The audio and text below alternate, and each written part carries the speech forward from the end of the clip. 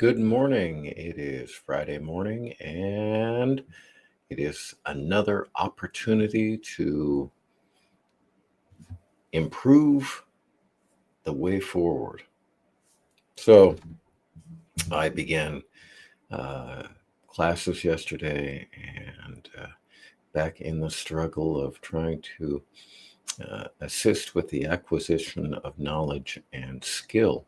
And it brings to the forefront the constant objection of the internal struggle that everyone has, and that is you try to make the path that you have the smoothest possible. And when you do that, you ignore the strengths that you can build from tackling the most pressing obstacle that you have in front of you. And how do you know that? That is, according to the Stoics, very easy to do. You just go in a circle, cognitively speaking, and say, what is the biggest obstacle I have to my success forward? Yet we always seem to fool ourselves in that saying, well, that's not it. This is really it here because this is the one I want to tackle right now. So I have a few quotes this morning on how we need to think to keep moving forward, because it is a process. No matter how far you get, your process, your progress stops right where you're at, unless you take time to make sure that you're on the right path.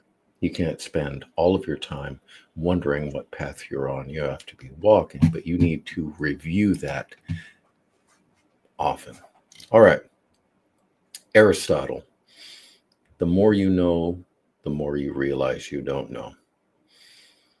Albert Einstein. Any fool can know. The point is to understand. Leonardo da Vinci. Learn how to see. Realize that everything connects to everyone else. And what is my favorite? Confucius. Real knowledge is to know the extent of one's ignorance. The further that you go, the further that you realize that the path leads. The more free that you become, the more that you realize that there are chains that hold you back.